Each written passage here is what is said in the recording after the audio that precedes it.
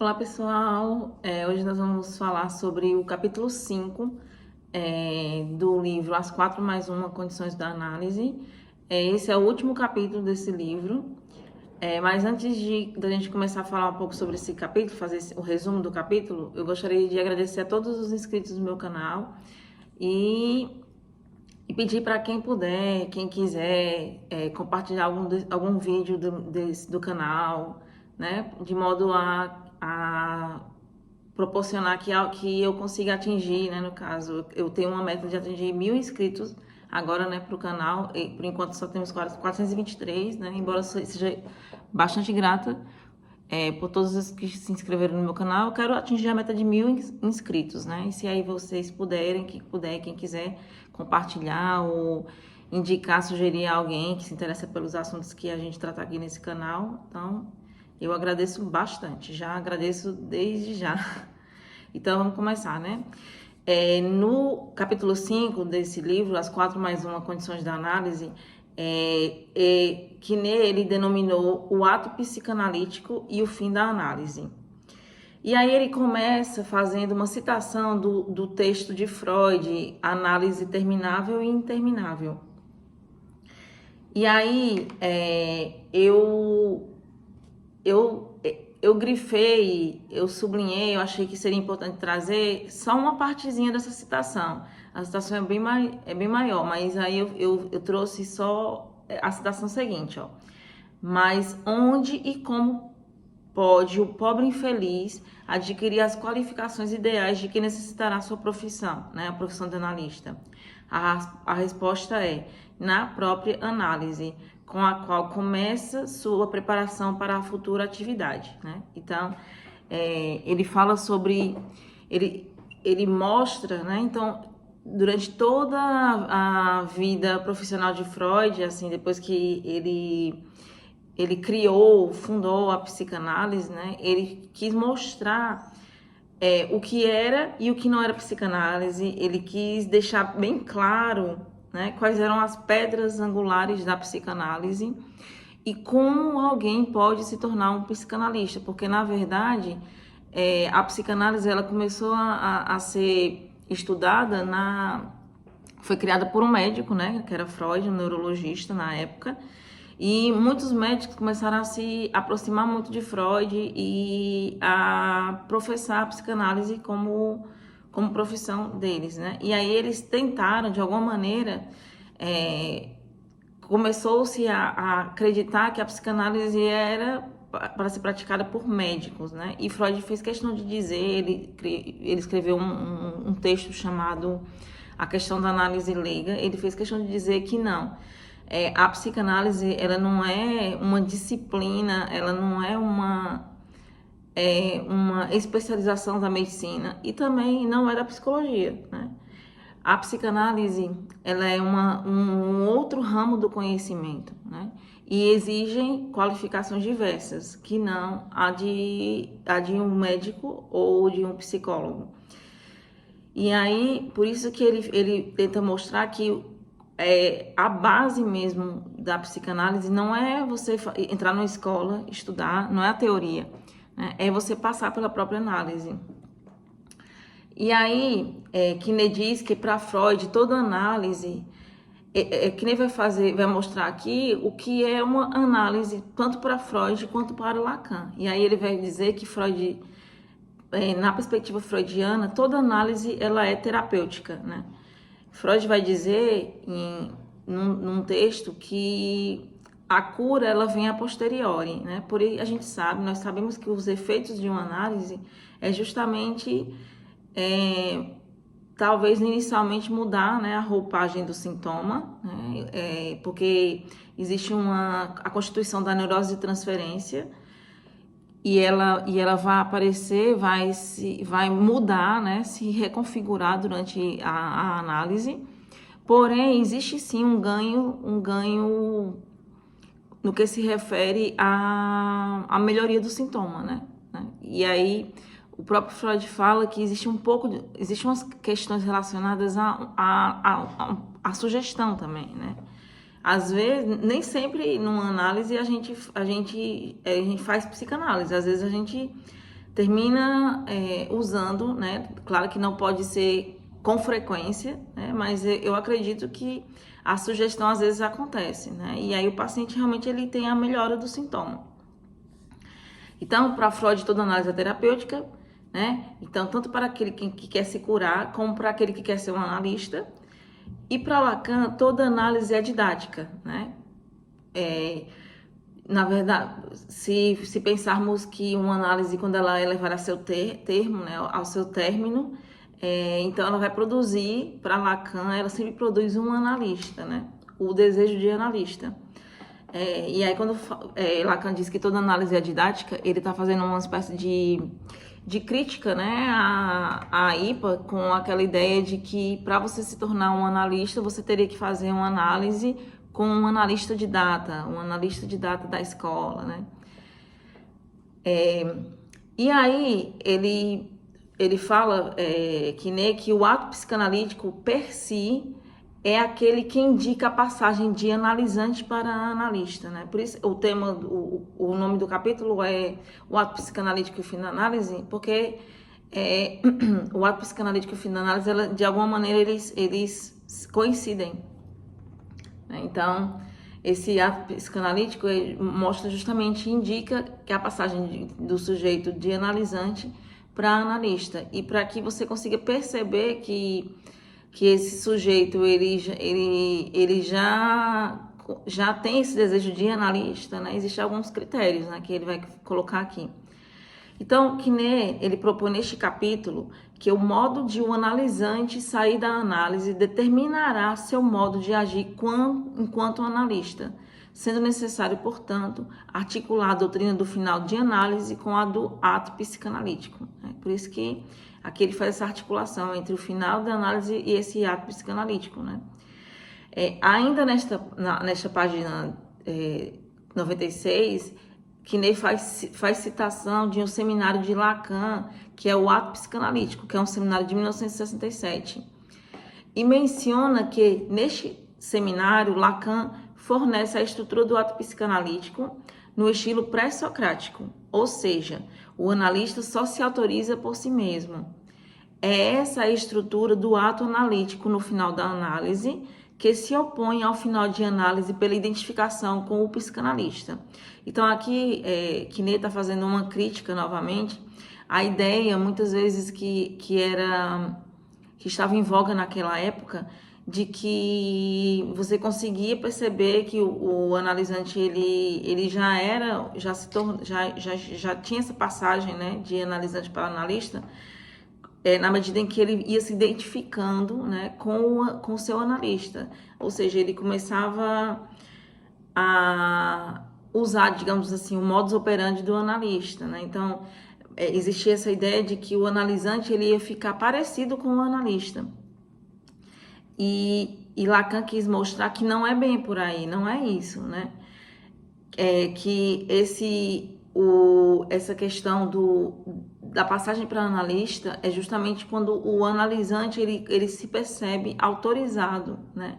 E aí, mais tarde, Lacan vai dizer que claro, né, o analista ele se autoriza por si mesmo, mas com relação a alguns outros, né? A alguns outros analistas.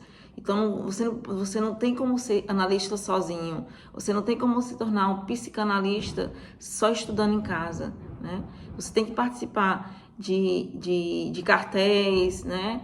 Ele aqui propõe o passe, você tem que participar de conferências, as pessoas ao seu redor, elas têm que te perceber enquanto um analista também. Aí a experiência de fim de análise para Freud, então, desemboca na expressão do rochedo da castração, né? Essa é uma expressão que Freud usa para dizer que durante uma análise o analisante ele chega num ponto onde existe um entrave, né? Existe algo que não consegue ser transposto. E aí ele chama isso de o rochedo da castração, né? É como se o sujeito se defrontasse aí, né, com a falta primordial, com a sua falta a ser, o que Lacan vai falar, né, da falta a ser. Então, essa angústia de castração esse rochedo da castração no homem, segundo Freud, estaria relacionado com a angústia de castração per si, e na mulher estaria relacionada à inveja do pênis. Né? E aí, tanto esse termo angústia de castração como o termo inveja do pênis estão relacionadas a essa falta a ser. Está relacionada com a percepção de que essa completude, a completude ela é impossível, que esse grande outro que vem a tamponar a nossa angústia, ele não existe, né? Então, a nossa relação com as figuras de autoridade, elas mudam também, quando a gente está chegando no final da análise. E aí, o dispositivo da associação livre, né, ele vai contribuir para levar o sujeito até a sua falta a ser, né? Então, mais uma vez, a associação livre, né, a regra realmente, a regra de ouro da psicanálise, ela vai contribuir para levar o sujeito para essa percepção, digamos assim, de que ele sempre existe algo que falta, e ele vai lidar melhor com a angústia, tanto vai lidar melhor com a angústia, porque ele vai entender-se como castrado, né? Então, aquela ideia lá da privação, da castração e da frustração, o analisante, ele vai compreendendo que ele vai precisar lidar de uma forma diferente, né? Sofrer de uma forma diferente com relação a esses conteúdos que antes o desesperavam, por exemplo, né? Então, neste exercício do cumprimento da regra fundamental, que é a associação livre, o sujeito se experimenta como faltante sob dois aspectos. Por um lado, falta o significante que diria o que ele é, né? Você é isso, você é aquilo outro, né? Então, levar o sujeito ao ponto de se experimentar como falta corresponde a chegar ao que Freud designou por rochedo da castração, que é o ponto incurável do sujeito, é onde não existe mais nada a ser dito, né? Não quer dizer que você não possa retornar para uma análise no futuro, pode, né? Você pode até fazer análise com outro analista, né? Porém, claro, né? Porque a gente não ultrapassa totalmente a nossa fantasia, né? O nosso romance familiar de alguma maneira nos determina, né?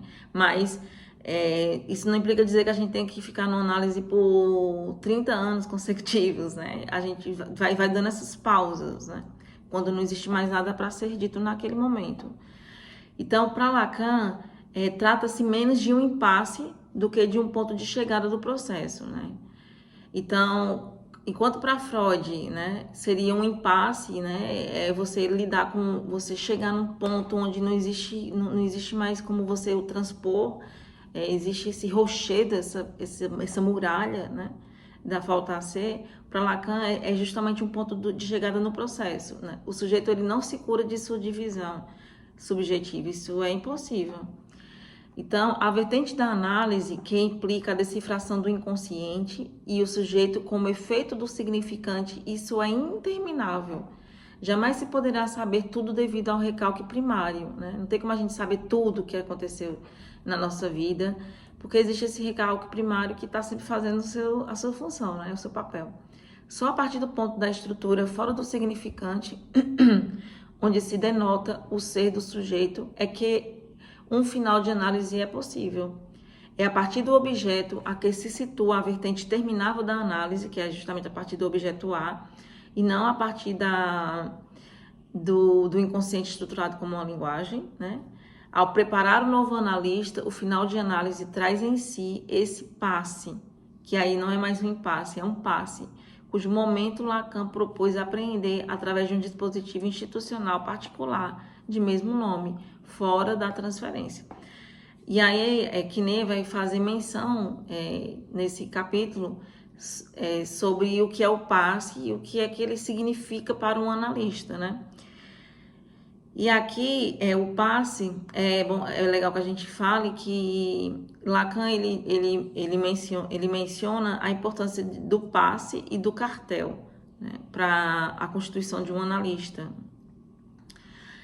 Porém, lá no seminário 27, se eu não me engano, Lacan ele vai dizer que se arrepende dessa instituição do passe, porém ele não vai se arrepender, ele não vai desinstituir, digamos assim, o cartel, né? O cartel, ele permanece como algo sine qua non, sem a qual, né? Não existe essa possibilidade de você se autorizar por si mesmo e por alguns outros. O cartel, ele proporciona isso, né? Mas, como o Quiné fala bastante sobre o passe, né? E aí lembrando que Quiné, ele faz parte do Fórum do Campo Lacaniano, né? Aqui no Brasil.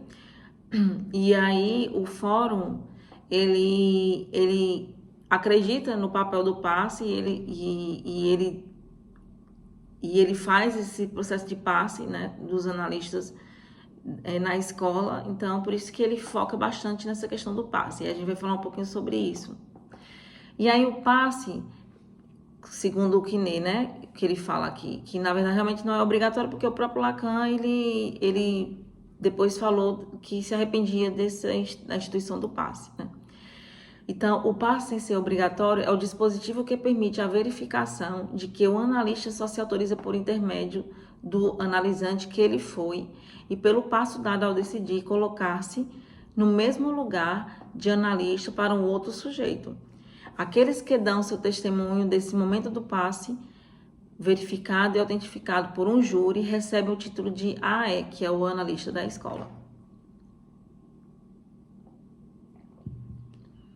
E aí, então, na página 100 e na página 101, que nem vai descrever todo o funcionamento do passe.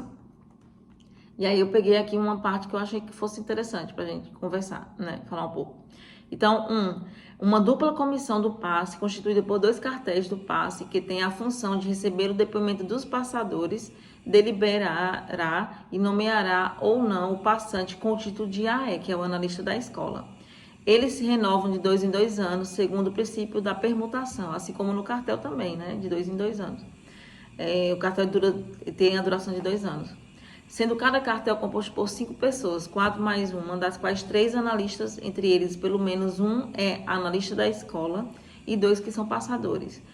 Aí depois, né? O analista da escola é o título provisório para evitar a constituição de uma casta. Ou seja, ele está sempre falando, Lacan, quando ele instituiu o passe, né? Ele tentava evitar esse efeito de cola, esse efeito de caixa, esse efeito de mestria, né? Que muitas vezes acontece nos grupos, né?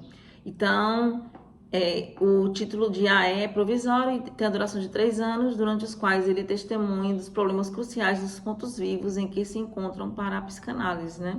E 3, os passadores deveriam ser designados pelos AME, né? Que é os analistas membros da escola, os quais, por sua vez, seriam nomeados por uma comissão de garantia. E 4, foi constituído um secretariado da comissão do passe, que deveria receber as demandas de passe e estabelecer a lista dos passadores indicados. Então, assim, até o passe existe uma organização, né? Existe todo um funcionamento dentro da escola. E aí, o analista, lembrando, né, ele só se autoriza de si mesmo, né, e de alguns outros. Então, quando você sabe quem são os analistas da sua cidade, né, você sabe que o analista, ele é um analista a partir justamente desse laço social que a psicanálise ela promove para esse sujeito que se torna um analista, né? Então, ainda hoje, entretanto, existem desafios paradoxos do passe e eles estão longe de serem explicados ou de ser dado todos os seus frutos, né? Segundo Quiné. Então, o início da análise se dá através da instalação do matema da transferência. Ele está falando aqui que a gente entende que o sujeito ele já pode passar das entrevistas preliminares para a análise propriamente dita, né? Quando o matema da transferência ele se instala, né? E é justamente esse matema da transferência que vai ser desinstalado no final da análise. Essa função de sujeito suposto saber vai ser destituída. Então, o final de análise se dá pela instalação da destituição subjetiva e da travessia da fantasia. Lembrando que a gente não atravessa nossa fantasia completamente. Isso é impossível. Porque existe, como foi falado ainda agora, né, mais acima, que o recálculo primário, ele é impossível de ser completamente conhecido, né? Ou seja, o fim da partida, quando se dá a metamorfose do sujeito, pode ser articulada ao ato analítico a partir de duas expressões utilizadas por Lacan: a destituição subjetiva e a travessia da fantasia. Então, ele vai primeiro explicar o que é uma destituição subjetiva, depois ele explica o que é a travessia da fantasia, né? E ele vai dizer que a destituição subjetiva e a travessia da fantasia, de alguma maneira, elas se articulam, né? Então, vamos lá. O que é destituição subjetiva? O analista, ao fazer silêncio em si, permite que o sujeito do desejo advenha a partir da fala do paciente e promove a instalação do sujeito suposto saber, essa função tão importante para o analista nesse momento, né, da análise, que tem desde seu início essa função sujeito suposto saber os dias contados, né? Esta suposição de saber será destituída no final da análise. Por isso que a gente fala que no final da análise, a forma como a gente lida com o sujeito, com as figuras de autoridade, com o grande outro e com o próprio analista, quanto à Gálma, ela muda. A destituição subjetiva corresponde à queda dos significantes mestres que representavam o sujeito. Significantes estes da identificação ideal advindos do grande outro. Então, essa questão mais imagética, né, com relação a esse grande outro, enquanto ser que não falta nada, ela muda bastante. A gente começa a perceber o sujeito, esse grande outro, como furado. Isso implica que, do ponto de vista do analisante, o analista é atingido em sua dimensão de grande outro, aparecendo cada vez mais na posição de resto, rebotalho, reduzindo-se a um significante qualquer. E isso é para ser assim, é importante que seja assim, né? Então, tem no seminário, se eu não me engano, no seminário 10, a angústia, Lacan vai falar sobre o luto do analista, né? Que é justamente que o analista ele precisa entender, perceber que essa posição de resto, de rebotalho, é uma posição que vai acontecer, né? Ele tem que aprender a lidar com isso. Resto, rebotalho para o sujeito, né? Isso vai acontecer e não tem o que a gente possa fazer. Pelo contrário, permitir que isso aconteça para que o sujeito ele possa aparecer enquanto ser de falta, enquanto sujeito desejante.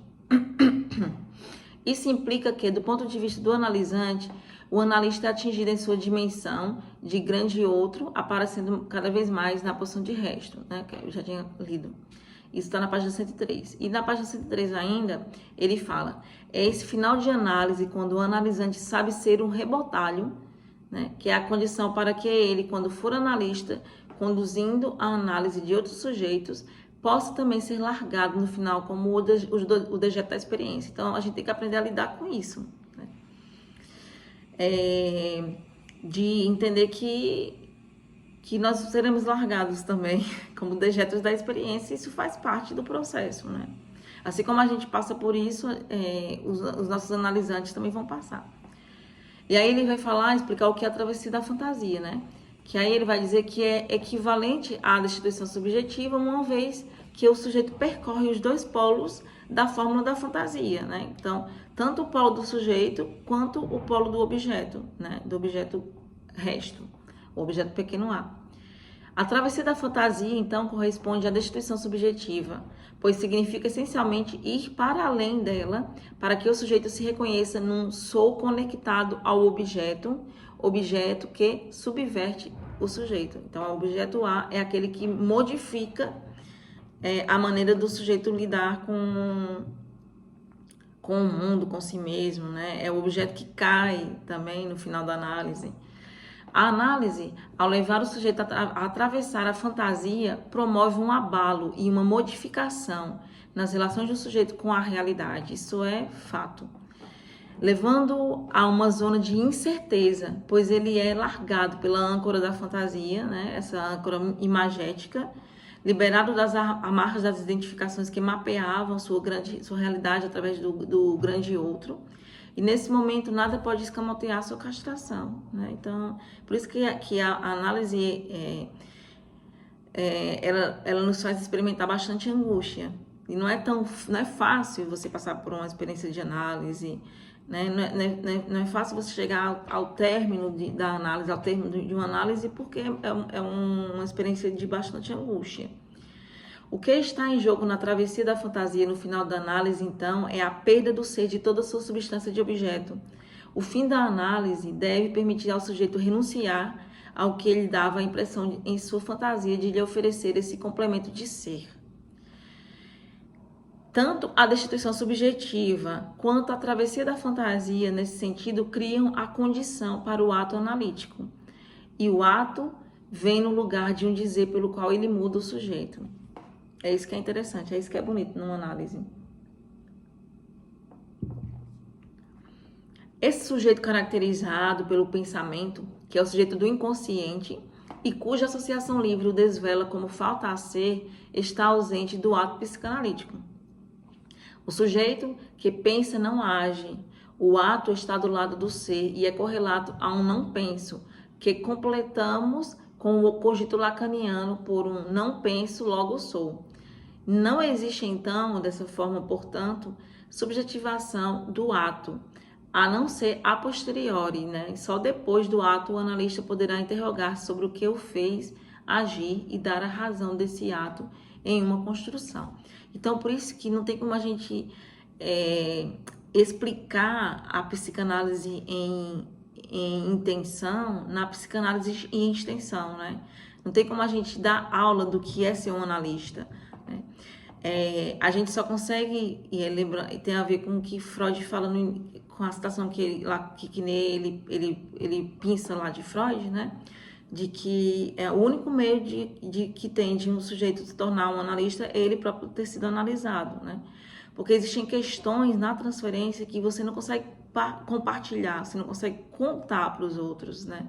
Existe um ato que só depois é que a gente vai saber se funcionou ou se não funcionou, né? Porque ele não está do lado do penso, né? Ele está do lado do não penso, né? Da ação, né? E aí, uma coisa que a gente viu também, que o Ferenczi, não, desculpa, o Fedidar, não sei se foi o Fedidar, agora eu tô na dúvida, depois eu vou ver aqui, que ele fala, né, que tudo nos é permitido desde que saibamos o que estamos fazendo, né? Então é isso, né? Nem sempre a gente vai saber o que está fazendo, né? Porque tem a ver com o ato, né? Porém, quando você é um analista, você não sai, né, dessa posição de analista porque você passou pela sua também travessia da sua fantasia, né? Você não vai cair nessa cilada de acreditar que você é o Agalma, que você realmente é essa figura brilhante que o analisante ele transfere para você. Então, não existe, portanto, subjetivação do ato a não ser a posteriori, né? Só depois do ato o analista poderá interrogar sobre o que o fez agir e dar a razão desse ato em uma construção. Dar alta de análise, então, contraria o ato analítico, pois implica considerar que o analista sabe, demonstrando que o sujeito suposto saber aí não foi tocado, né? Enquanto que o ato analítico é aquele que é realizado pelo analisante no momento do passe, em que ocorre a dessuposição do saber que o analisante deposita no analista. O ato psicanalítico, nesse sentido, ele escreve Lacan, né? É promotor de escândalo, pois revela a falha entrevista do sujeito suposto saber, né? Então, o ato psicanalítico, ele revela, ele mostra, demonstra a falha do sujeito suposto saber, né? Dessa função importante no início da análise e no decorrer da análise também, que a gente já sabe aqui que essa suposição de sujeito suposto saber, essa suposição de saber do analisante para o analista, ela vai cair, né? Então, será que um sujeito pode funcionar como psicanalista se sua fantasia não foi tocada em análise? É uma pergunta que Ney coloca. O que fará ele com seus analisantes, então? Se sua fantasia não foi atravessada no sentido de uma desarticulação entre sujeito e objeto, o analista tenderá a se situar em um de seus polos, ou no polo de sujeito ou no polo de objeto, colocando o analisante no outro, né? No outro polo, ou no polo de sujeito, ou no polo de objeto, né? Na hipótese de um analisante interromper sua análise sem ter atravessado a fantasia, né? Mas provocando um curto-circuito da fantasia, em vez do ato analítico, teríamos então um acting out, ou a passagem ao ato. É por isso que não tem como você dar aula do que é ser psicanalista. Você tem que fazer, você tem que passar pela experiência, né? Você tem que passar por essa travessia desse seu romance familiar, dessa sua fantasia, né? E só assim é possível que você consiga ficar na posição de objeto, no caso, né?